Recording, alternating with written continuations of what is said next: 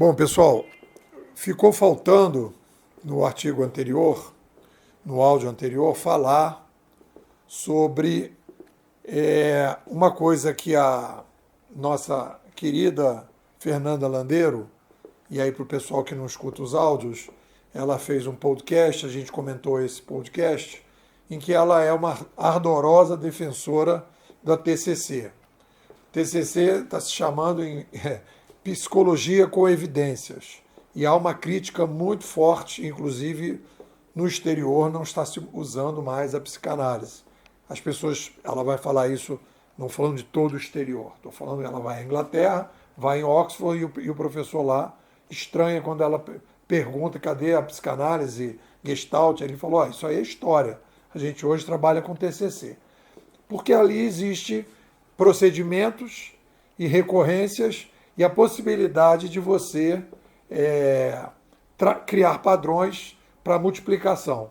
E a grande demanda da psicologia 2.0 é justamente a massificação do tratamento.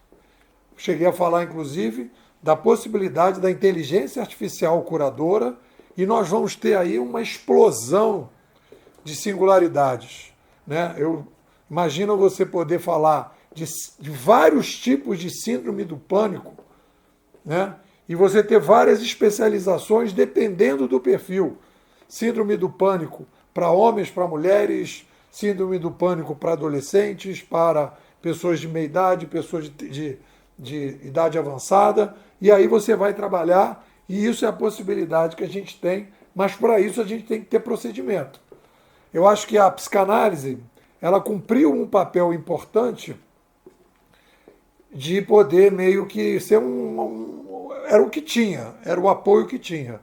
E agora a gente precisa de algo mais sofisticado, porque o Sapiens vai precisar de mais responsabilidade, mais singularidade, e aí a partir daí ele precisa de uma coisa mais consistente. Qual é o seu problema? Você foi estuprada, por exemplo, então você vai você vai fazer psicanálise para discutir o estupro, né? E aí não é uma coisa que você vai discutir a sua família, o seu inconsciente, como é que foi. Não, você tem que ter ferramentas, inclusive pode, como tem os grupos de apoio, né? Além do trabalho terapêutico, você pode ir para o grupo de apoio, e esse grupo de apoio vai ter uma experiência, e aí imagina se a gente consegue ter isso, né, em larga escala, e aí você vai ter a inteligência artificial curadora, você vai ter os grupos online, e aí depois, se não ajudar os problemas, aí você vai ter os terapeutas que vão pegar cada perfil específico que vai poder trabalhar. Então vão ter especializações das especializações das especializações. Né? Meninas que foram estupradas na adolescência, pessoas que foram estupradas já depois de terem filhos e tal, e cada um vai ter um caso específico e a gente vai cada vez mais melhorando, né? Como diz o querido Ronaldo Mota, ele fala sobre educação, qualidade na quantidade, quantidade na qualidade. Bom, então isso aí é um resumozinho do que a gente falou no áudio passado. E aí teve eu fiz até uma tabela, mas não comentei no áudio, que é um papo sobre Big Five. Eu não conhecia isso, estou aprendendo, estou ouvindo e aprendendo os detalhes. O Big Five é o seguinte, existe uma discussão sobre a influência genética nas nossas personalidades.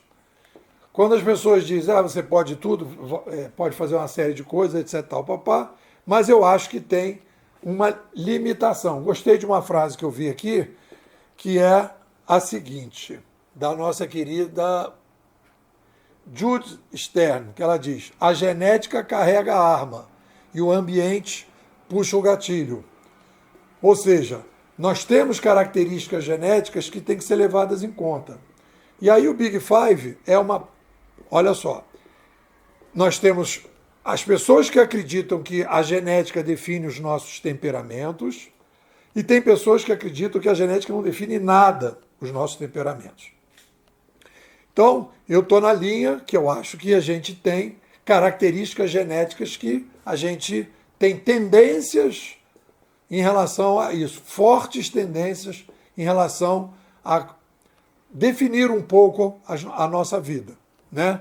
E aí o Big Five é uma possibilidade. Porque aí quando o cara, porque a gente vai meio que amarrando a cabeça, então a gente diz, olha, então tem, eu chamei de geneticismo e o não geneticismo. O geneticismo é o quê? É a gente admitir que a genética altera os nossos temperamentos. Então, beleza. Eu acho que altera? Altera. Aí alguém diz, não, mas olha, o geneticismo é aqui o Big Five. Então o Big Five é esse aqui, então pronto. Já que você aqui, então vamos falar do Big Five, e o Big Five e aí isso aqui abarca tudo e a gente tem que... E aí eu digo, não, peraí. Podemos falar do geneticismo, mas a gente pode ter vários tipos de geneticismo, aí a gente entra, né, dentro de um ambiente de diálogo, de várias possibilidades de analisar quais são os temperamentos definidos pela genética. Aí no Big Five eu pedi aqui a ajuda do nosso querido tio Chatinho Plus, que eu estou agora no Plus, né? Eu pedi para o tio Chatinho Plus falar, então, o que eles definem, né? Então ele diz, aí sempre você vai fazer o contraponto, né? Ele diz, abertura a experiências novas, o quanto uma pessoa é curiosa, criativa, aberta a novas ideias. E aí, então, a gente teria como contraponto, fechada a experiências novas. Conscienciosidade, grau de organização, disciplina e tal, pessoas disciplinadas, mais disciplinadas e mais indisciplinadas. E aí, isso eu acho que também... E aí você pode questionar, olha, de repente isso pode ter mais a ver com o ambiente e com a formação em casa do que com a genética. E aí a gente vai tendo que ir vendo isso. Não quer dizer, né?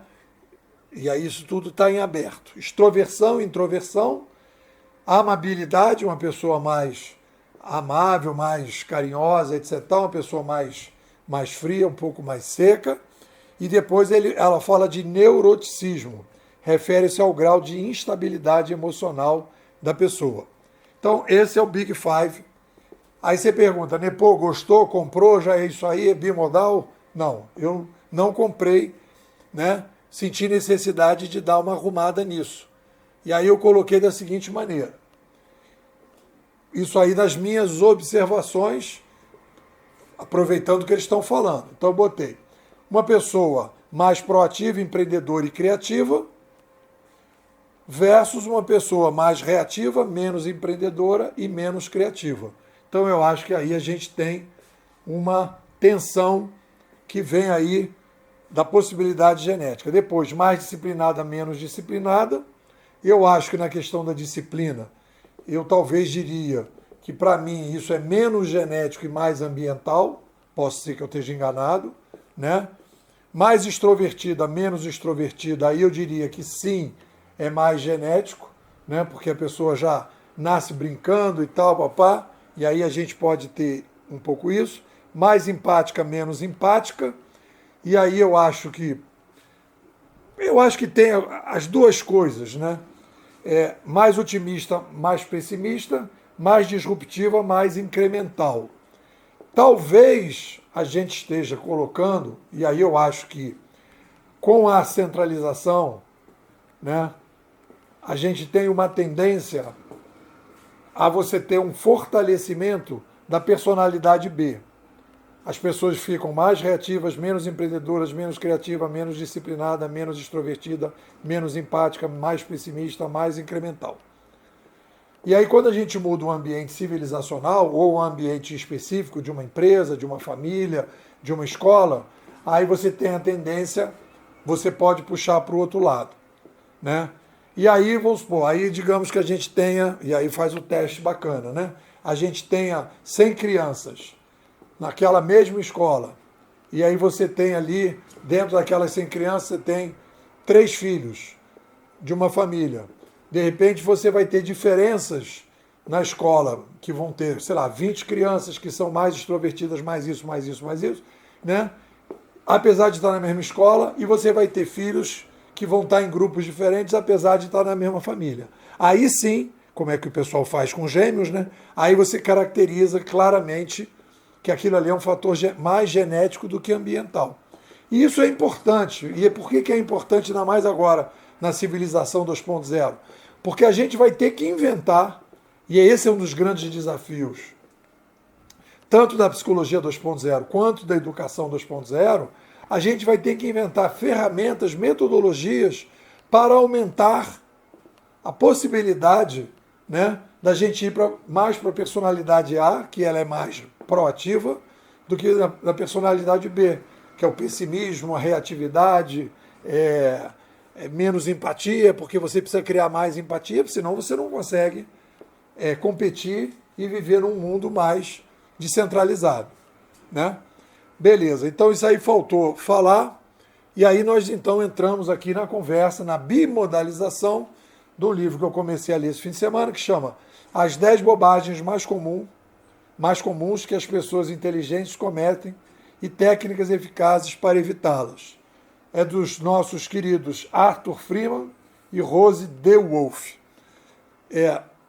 Eles são adeptos da TCC, né? Eles estão dentro da linha da Fernanda Landeiro, que é a TCC, que é o que eles estão chamando de ramo psicológico com evidências, e dizendo que a psicanálise é um ramo psicológico sem evidências. Eu diria que faz sentido esse processo.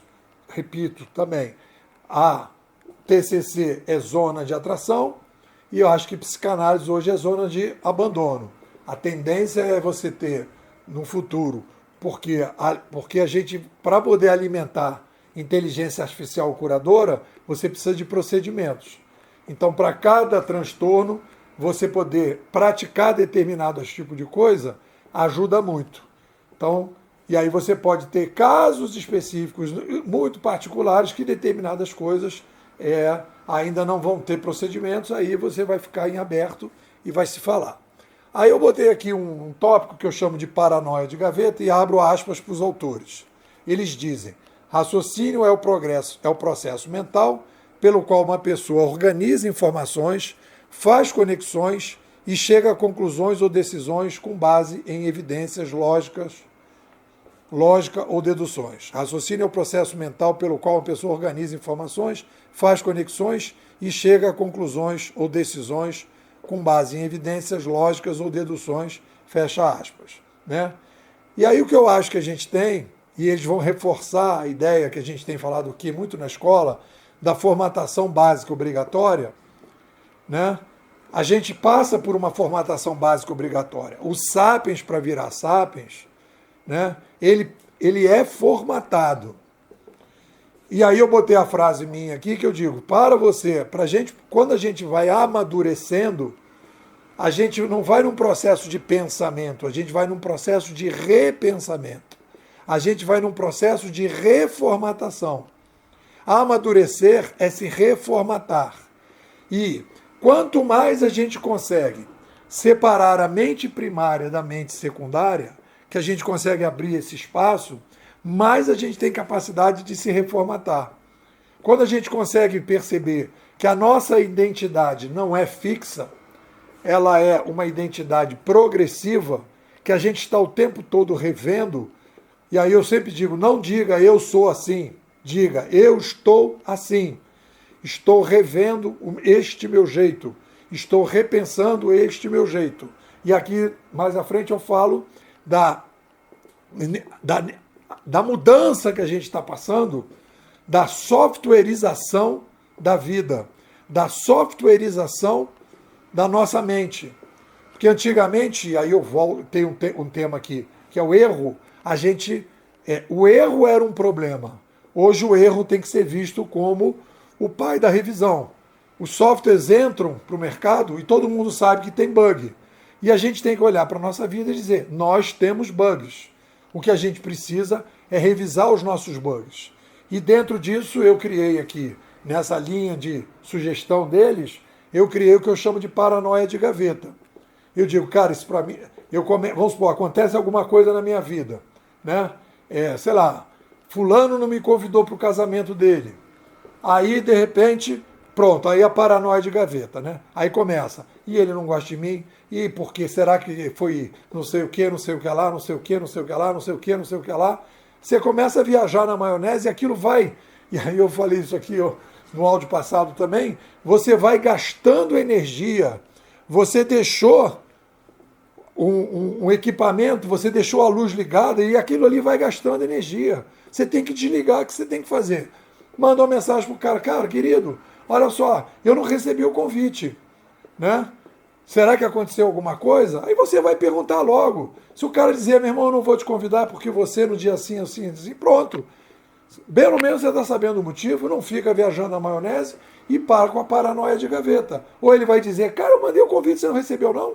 Pronto.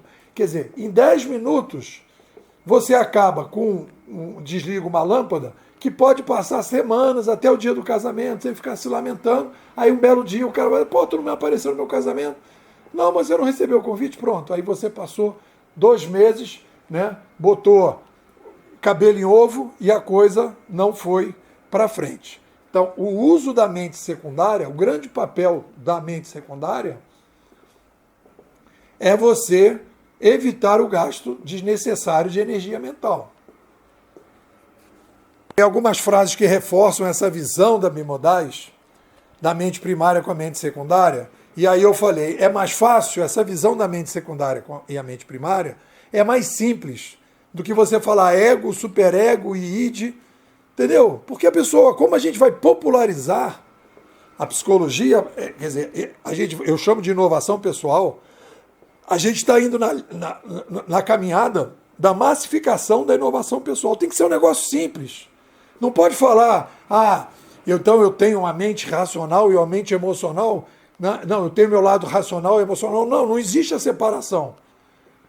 E é legal quando eles falam aqui, né, que as emoções vão pintando. Você não tem que ir lá para trás para entender as emoções. Você vai ter que ver as emoções que estão aparecendo agora. Então, mente primária, mente secundária, né, e eu boto, o grande diferencial do Sapiens, diferente das outras espécies, é a sua capacidade de repensar como ele pensa. Uma pessoa mais criativa é justamente aquela que consegue criar uma separação maior entre mente primária e secundária. E aí a gente vai fazendo esse negócio. Tem umas frases boas, vamos procurar elas aqui. Mudar o seu jeito de pensar pode ajudá-lo a apropriar-se das suas emoções em vez de deixar governar por ela, em vez de se deixar governar por elas. Outra, é o que você pensa acerca daquela situação que determina em grande parte se você vai sentir algo a respeito e o que você fará. Ou seja, tem que ficar revisando. Aprender a quebrar o mau hábito de pensar é fácil. O difícil é adquirir hábitos novos e úteis. É isso. O que vocês dizem? Bom, pessoal, estamos aí na batalha. Já estamos com 3 publicações esse ano e o nosso foco foi Sapiens 2.0.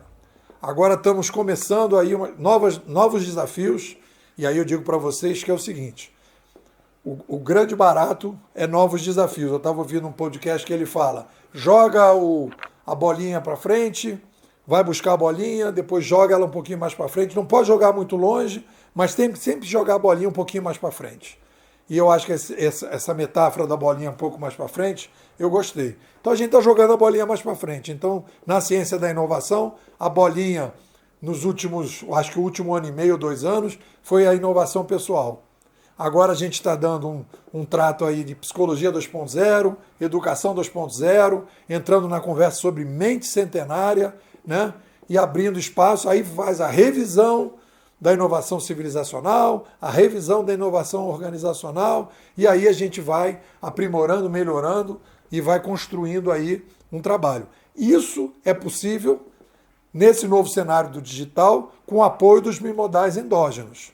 E eu quero te convidar para fazer parte, né, desse projeto, ajudando esse projeto para que a gente possa continuar no desenvolvimento dessa pesquisa que a gente está gerando aí coisas interessantes que só podem ser feitas fora da estrutura mainstream da academia hoje.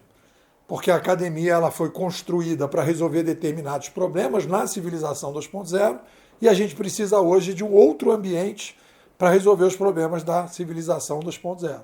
Estou te convidando. Bora? Vamos entrar nessa onda aí? É isso. O que vocês dizem?